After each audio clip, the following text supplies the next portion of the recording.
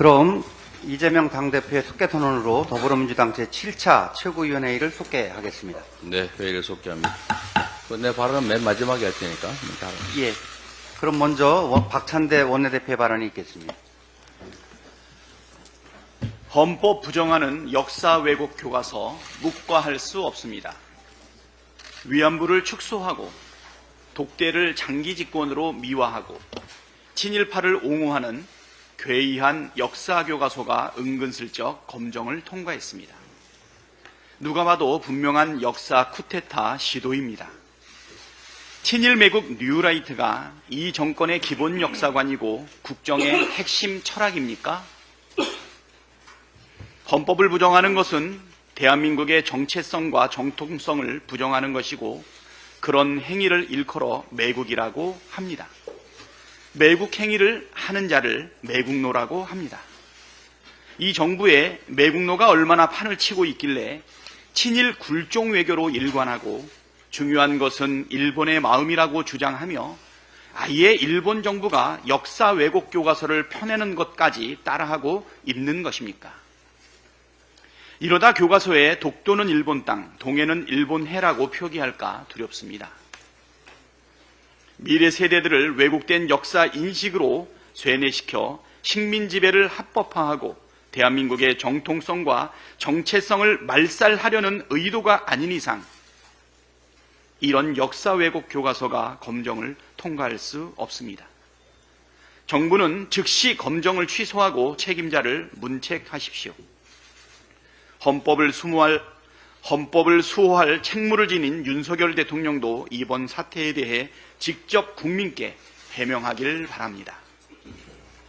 독도 지우기, 원인 제공은 누가 하고 있습니까? 일본 방위상이 우리 정부에 독도 방어 훈련을 일절하지 말라고 주문한 사실이 밝혀졌습니다. 지난해 광복절을 앞두고 독도 인근 해상에 일본 군함이 나타나 우리 군의 함정과 항공기가 출동했던 사실도 뒤늦게 드러났습니다. 이뿐만이 아닙니다. 일본 해상보안청 순시선이 독도 인근 해상에 수시로 출몰하고 있습니다. 지난 2022년과 2023년에 80차례 이상, 올해 들어서만 60차례 가까이 출몰했다고 합니다. 우리 정부의 대일 저자세 굴종 외교가 아니었다면 일본이 저렇게 노골적으로 나올 수 있겠습니까? 독도방어 훈련도 비공개로 하고 규모도 대폭 줄였습니다. 그래놓고 대통령실은 있지도 않은 독도 지우기를 왜 야당이 의심하는 것인지 저희를 묻고 싶다고 적반하장격으로 나오고 있습니다. 독도 지우기 논란이 나오는 이유는 정부의 저자세 때문이라는 사실을 대통령실만 모르고 있습니다. 영토를 수호하는 것은 대통령의 헌법상 책무입니다. 독도를 일본에 넘길 작정이 아니라면 단호하게 대처하길 바랍니다. 윤석열 정권의 정치 보복 수사가 도를 넘었습니다. 제1야당 대표에 대한 무리한 수사와 기소를 넘어서 급기야 전직 대통령까지 직접 겨냥하고 있습니다. 참으로 치졸한 정치 보복입니다. 의정갈등이 의정대란으로 비화되고 수많은 환자들이 응급실을 찾지 못해 뺑뺑이를 치고 있는 마당에 국민의 생명과 안전을 지킬 생각보다 정치 보복이 국정의 우선순위를 차지하고 있는 것인지 묻지 않을 수 없습니다. 민생과 국민의 생명은 관심이 없고 오직 정치 보복에만 혈안이 된 괴이하고 악랄한 정권의 행태를 강력하게 규탄합니다. 많이는 법 앞에 평등하다면서 유독 김건희 여사만 예외입니다. 김건희 앞에서는 휴대폰까지 반납하면서 황제 출장 조사를 한 검찰이 야당 인사들과 전직 대통령에 대해서는 법 앞에 평등을 주장합니다. 사람에 따라 법 적용이 수시로 바뀌는 것은 검찰 수사가 얼마나 불공정하고 편파적이며 편의적인지를 보여줍니다. 검찰의 전직 대통령을 향한 정치 보복은 전형적인 망신주기이자 국정 실패에 대한 국민의 여론과 관심을 돌리려는 눈속임 공작 수사입니다. 그렇다고 해서 김건희 여사의 주가 조작 의혹, 명품백 수수, 양평고속도로 특혜 의혹, 해병대원 수사 외압 의혹까지 수많은 범죄 의혹들이 사라지지는 않습니다. 또 그렇다고 의정 갈등으로 정권에 대한 국민적 비난 여론이 높아지는 것을 무마시킬 수도 없습니다. 우리 국민을 바보 취급하는 검찰과 정권은 반드시 국민으로부터 심판받게 될 것이라는 점을 분명하게 밝힙니다. 이상입니다. 다음으로 김민석 최고위원의 발언이 있겠습니다. 의료 대란의 와중에 윤석열 정권의 정치적 우울증이 염려됩니다. 현실 부정은 전형적인 초기 증상입니다. 응급실 가봐라, 잘 돌아간다. 권력이 이런 현실 부정과 회피에 빠지면 생사람을 잡게 됩니다. 뉴라이트만 꽂으면서 뉴라이트를 모른다는 것도 근본은 현실 부정입니다. 현 대통령 부인은 황제 조사에 무혐의를 하면서 전 대통령 전 사위 조사를 법 앞에 평등이라 하는 것은 현실 부정을 넘어 판타지 중독 수준입니다. 경로, 즉 분노 조절 실패도 잘 알려진 초기 행태입니다. 여당 연찬회와 국회 개원식 불참 또한 또 하나의 전형인 고립 행태의 시작으로 보입니다. 멀쩡한 줄 알았던 교육부 장관까지 나서서 6개월만 버티면 이긴다니 정권 전반에 전염이 시작된 모양입니다. 정치적이든 심리적이든 정권이든 개인이든 우울증의 극단은 자기 파괴입니다. 오죽하면 국민이 계엄령을 걱정하겠습니까? 주술적 비상식이 루틴인 정권 아닙니까? 비상식적 사고와 현실 부정, 경로, 고립으로 나타나는 윤석열 정권의 정치적 이상 심리 상태에 대한 국민의 관찰과 진단, 극단 상황 예방이 필요한 상황입니다. 의료 대란의 본질은 정권 대란입니다. 민주당과 이재명 대표가 국민의 편에서 대란을 막겠습니다. 국민 여러분 도와주십시오. 계엄 문제에 대해서는 오늘 국방장관 인사청문회에서 기초적 쟁점을 다루겠습니다. 다음으로 전현희 최고위원의 발언이 있겠습니다.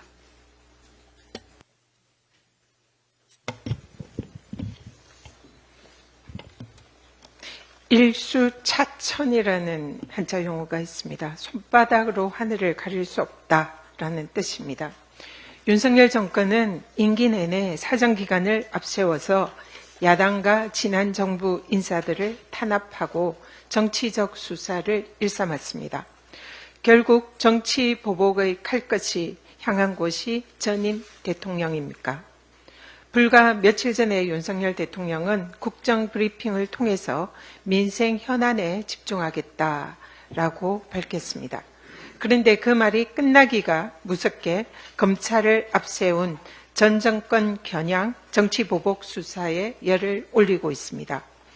민생 파탄, 경제 폭망, 의료 대란에 이어서 검찰의 김건희 여사 무혐의 면죄부 수사로 대통령 지지율이 20% 초반대로 주저앉았습니다. 결국 국민의 분노를 돌리고 정부의 무능을 덮기 위한 국면 전환용 전략이 야당 전임 대통령 보복 수사 아닙니까? 정치검찰을 동원한 전임 대통령과 가족에 대한 망신 주기, 야당 죽이기, 정치 보복 수사로 윤석열 정권의 지지율 폭락 국면을 전환할 수 있다라고 생각하면 큰 오산입니다. 오히려 국민들의 윤석열 정부와의 헤어질 결심만 확고히 굳히게 해줄 뿐이라는 것을 명심하기 바랍니다. 지난주 금요일에 서울 강동구 소재 보훈병원 응급실을 찾았던 한 국가유공자가 치료를 거부당한 후에 이른바 응급실 뺑뺑이를 돌다가 사망했습니다. 이 환자는 초기에 혼자서 운전을 해서 내원을 할 정도로 초기 상태가 양호했다라고 합니다. 그런데 위장 출혈을 치료할 소화기 내과 의사가 없어서 중앙보훈병원에서 내시경 지혈술을 받지 못하고 응급실 뺑뺑이로 다른 병원으로 전전하였습니다. 결국 뒤늦게 다음날 자정해야 다른 병원에서 수술을 받았는데 결국 사망하고 말았습니다. 적시에 간단한 수술만 했더라면 살 수 있었던 분입니다. 국가보훈부 산하 중앙보훈병원은 환자의 80% 이상이 보훈 대상자입니다. 최근 100명 전공의 중에 8명만 남아있는 참담한 상황입니다.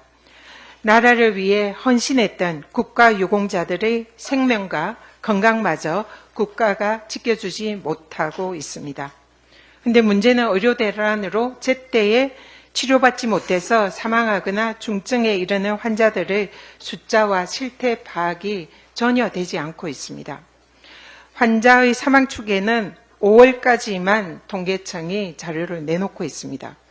통계청은 의료 대란이 가시화된 6월부터 현재까지 추가 사망률의 추계를 취합해서 당장 발표하시기 바랍니다. 어제 민주당에서 의료 대란에 대해서 정부 정책 실패에 대한 대통령의 사과, 책임자 문책, 이해관계자들이 참여하는 국회 논의기구의 필요성을 제안을 했지만 용산의 눈치만 보는 국힘은 묵묵부답하고 있습니다. 참으로 안타까운 일입니다. 윤석열 대통령은 국민들의 생명을 담보로 한 의료 대란이 곧 정상화될 것이다 라는 국민 눈속임을 더 이상 하지 마시기 바랍니다. 시간이 없습니다. 그 사이에 또 우리의 가족들은 응급실을 전전하며 죽어가고 있습니다. 정부는 자화자찬식 해법이 아니라 죽어가는 우리 국민들을 살릴 수 있는 실효성 있는 의료대란 해법 당장 제시하기 바랍니다. 다음으로 한준호 최고위원의 발언이 있겠습니다. 어제 양당 대표 간의 회담이 있었습니다. 첫 공식 회담인 만큼 화기애애하게 시작하길 바랐습니다만 한동훈 대표의 모두 발언으로 분위기가 애매해진 것은 아쉬운 대목입니다. 한 대표는 민주당의 검사 탄핵을 걸고 넘어지면서 판결 불복 빌드업이란 허무맹랑한 소리를 했습니다. 검사 출신, 법무부 장관 출신, 흔히 법자랄 대표의 말장난에 지나지 않습니다. 한 대표가 말한 판결 불복을 검색창에 한번 쳐보시기 바랍니다. 판결에 대해 불복할 경우 상급 법원에 상소를 제기할 수 있다는 내용의 대법원 홈페이지가 가장 먼저 뜹니다. 빌드업 같은 이런 소리를 하지 않더라도 상소할 권리를 제대로 보장받는 것이 민주주의고 법치주의입니다. 그 말에 저희가 매우 의심스럽습니다. 마치 유죄를 확신하고 계시는 듯하니 더욱 그렇습니다. 상소권을 행사하지 말라 이런 주제 넘는 훈수는 그만두시고 최혜병 특검법 등 산적한 현안 해결을 위한 민주당의 노력에 여당 대표로 적극 협조하시길 바랍니다. 저는 솔직히 뉴라이트를 잘 모릅니다. 이거는 제가 하는 말이 아니고요. 윤석열 대통령이 지난 29일 국정브리핑에서 이렇게 말을 했습니다. 뉴라이트에 대한 국민적 비판이 거세지다 보니 일단 모른다라고 잡아떼기로 전략을 짠 것 같습니다. 27일 운영위원회 전체회의에서 김태효 국가안보실 1차장이 대통령은 뉴라이트라는 의미를 정확히 모를 정도라고 주장을 했고 그로부터 이틀 뒤 대통령은 정말 모르쇠로 일관을 한 겁니다. 뉴라이트가 뭔지도 모르는데 나라의 요직에 뉴라이트 친일 매국 인사들을 빼곡하게 채워넣은 것입니다. 뉴라이트 정말 모르십니까? 내일 인사청문회를 앞두고 있는 안창호 국가인권위원장 후보자만 해도 그렇습니다. 대한민국은 1948년 한반도에서 주권이 국민에게 있는 민주공화국으로 탄생했다. 2019년 8월 23일 안창호 후보자가 기고한 칼럼의 첫 문장입니다. 대한민국 임시정부 존중한다. 그러나 식민지 상황에서 국가 기능을 완전하게 수행할 수 없었기에 건국의 완성으로 볼 수는 없다. 이번 인사청문회 서면 답변서의 내용입니다. 구구절절 완벽한 뉴라이트의 주장입니다. 뉴라이트를 모른다는 대통령에게 뉴라이트를 공부할 교과서로 안창호 후보자의 어록을 보내주고 싶을 정도입니다. 이쯤 되면 뉴라이트는 윤석열 정권의 고위공직자가 기본적으로 갖춰야 할 덕목이자 소양이 된 것 같습니다. 왜곡된 역사관을 지닌 인물이 국민의 인권과 존엄을 어떻게 지켜낼지 걱정입니다. 민주당은 안창호 후보자를 철저히 검증하고 뉴라이트 친일 매국 세력이 이 땅에 득세하지 못하도록 지켜내겠습니다. 안창호 후보자 이야기가 나온 김에 한 말씀만 더 드리겠습니다. 안 후보자는 사무장 병원 그리고 면허 대여 약국 허용 여부에 대해서 검토의 여지가 있다는 입장을 밝혔다고 합니다. 의사나 약사가 아닌 사람이 타인의 면허를 빌려서 병원이나 약국을 운영하는 것은 불법입니다. 단순히 직업선택의 자유 때문에 합법화를 검토할 수 있는 사안이 아닙니다. 윤석열 정권의 일방폭주로 의료계가 가뜩이나 들끓고 있는데 불난 집에 기름을 들이붓는 격입니다. 저는 안창호 후보자 이런 발상을 접하자마자 한 사람이 떠올랐습니다. 불법 사무장 요양병원에 투자해서 의료법인 공동이사장이 되었던 사람, 이를 통해서 요양급여 22억 원을 부정수급한 혐의로 재판을 받았던 사람, 바로 윤석열 대통령의 장모 김건희 여사의 모친입니다. 국민의 인권과 존엄을 지키는 것은 숭고한 일입니다. 그렇다고 대통령 장모의 직업선택의 자유까지 지켜주기 위해서 불법을 합법화하는 불상사는 없기를 바랍니다. 이상입니다. 다음으로 김병주 최고위원의 발언이 있겠습니다. 네, 오늘 오후 22대 국회 개원식이 있습니다. 그런데 윤 대통령은 불참한다고 합니다. 87년 민주화 이후에 대통령이 불참한 것은 처음 있는 일입니다. 이는 명백히 국회를 무시하는 것이고 국민을 무시하는 처사입니다. 아주 매우 유감스럽습니다. 최근 일본 방위당국이 한미일 협력을 빌미로 독도 영유권 주장을 강화하고 있습니다. 매우 우려스럽습니다. 일본 방위성은 최근 국방부에 독도 방어 훈련을 일절하지 말 것을 강력하게 요구한 것으로 전해졌습니다. 독도 방어 훈련 시행 다음 날인 지난 8월 22일 주일 국방부관을 통해 전달됐다고 합니다. 이러한 요구는 우리의 주권을 침해하는 행위입니다. 결코 용납할 수 없는 행위입니다. 일본의 이러한 형태를 강력히 규탄합니다. 한일 관계 개선을 넘어 숭일에 가까운 태도를 취하고 있는 윤석열 정부의 각별한 노력에도 불구하고 일본은 이처럼 우리 독도에 대한 영토적 야심을 계속 드러내고 있습니다. 앞서 일본 방위성은 2024년판 방위백서와 어린이용 방위백서의 독도와 동해를 다케시마와 일본해로 표기했습니다. 일본 기상청도 지난주 8월 30일 자국 내 태풍특보 지역을 알릴 때 독도를 포함시켰습니다. 이런 사항에서 내년 국제 관함식에 우길기 형상의 자위대 함대기를 단 일본 함정이 한국을 찾을 것으로 보입니다. 국제 관례에 따라서 예정대로 강행하겠다는 게 우리 정부의 입장입니다. 도대체 어느 나라 정부인지 이해하기 어렵습니다. 민주당은 결코 이를 자시하지 않을 것입니다. 독도는 역사적, 지리적, 국제법적으로 명백한 대한민국의 영토입니다. 정부 차원의 강력한 대응이 필요합니다. 윤석열 정권은 독도 지우기도 모자라 역사 지우기까지 자행하고 있습니다. 내년부터 고등학교에 사용할 한 역사 교과서에서 이승만, 박정희 전 대통령의 공은 부각하고 일본군 위안부 문제는 축소했습니다. 예를 들어 이승만 전 대통령이 1946년 남한 단독 정부를 주장한 이른바 정읍 발언을 수록했습니다. 이는 이승만 정부의 단독 정부론이 불가피했다는 점과 장기 집권을 할 수밖에 없었던 이유를 납득시키려는 의도라는 게 여러 역사학계의 평가입니다. 그러면서 이승만 전 대통령의 독립운동 자금 유용이나 대미 위임 통치 건의 논란은 기술하지 않았습니다. 박정희 정부의 유신체제에 대해서는 평화 통일을 위해 불가피한 측면이 있었다는 취지로 표현해 정당화했습니다. 일본군 위안부 문제와 관련해서는 본문에 단 한 줄만 수록했습니다.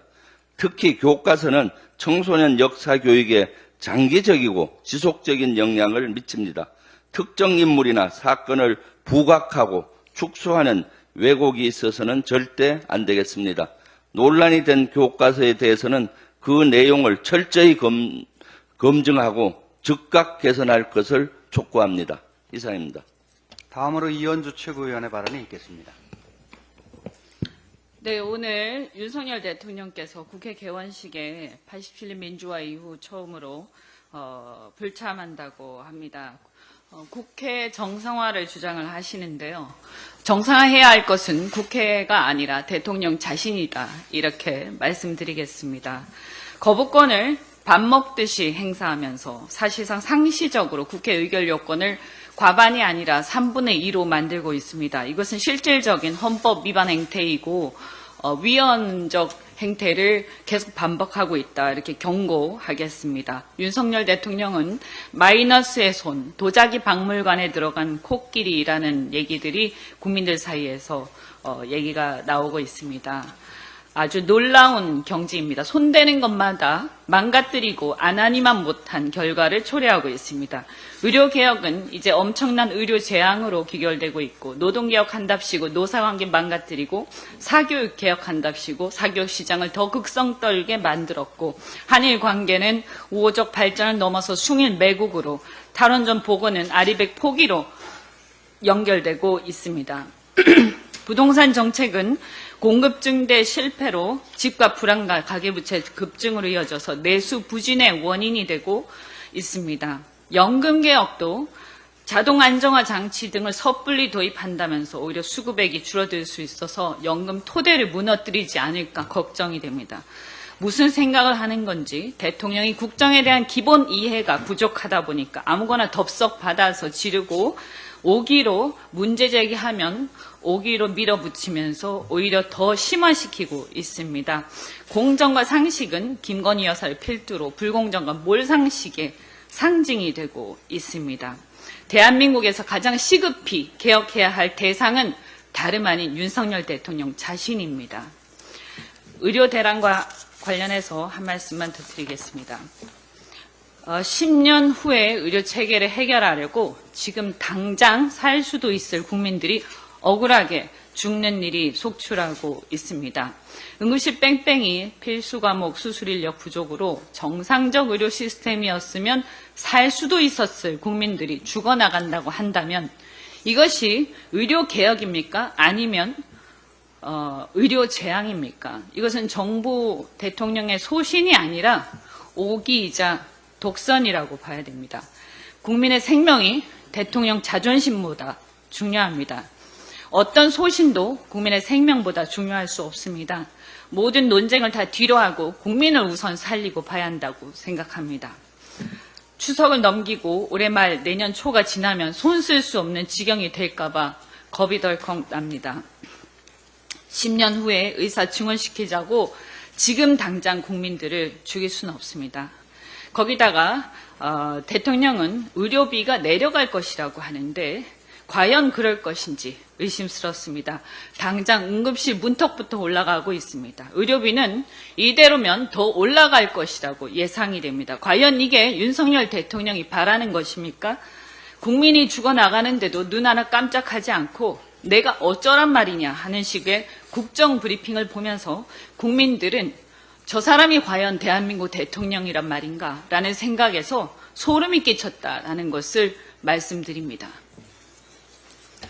마지막으로 이재명 당 네, 어제 여야 대표회담이 아주 오랜만에 있었습니다. 토론이 아니라 회담이었다는 점을 분명하게 말씀을 드리고 공개하지 못하는 또는 공개하기 적절하지 않은 그런 부분에 대해서도 상당히 진전된 대화와 공감이 있었다 이런 말씀을 드립니다. 매우 허심탄회하고 솔직한 대화들이 오갔던 자리였기 때문에 앞으로 여야 관계에서 협력할 것은 협력하고 또 경쟁할 것은 경쟁하는 좋은 계기가 되지 않을까 기대합니다. 특히 민생 부분에 대해서는 너무 세세한 부분이라 구체적으로 발표되지 않은 것도 있지만 상당히 많은 부분들에 대해서 실질적 합의가 됐기 때문에 앞으로 국회에서 입법하거나 또 정책 입안을 하는 데서 상당히 큰 진전이 있을 거라고 생각이 됩니다. 특히 민생 경제 회복을 위한 각종 조치들 또는 자영업자의 부채 문제 또 가계부채 완화를 위한 조치 이런 것들에 대해서는 신속하게 입법적 성과를 내도록 하겠습니다. 오늘은 이걸로 회의를 마치도록 하겠습니다. 수고하셨습니다.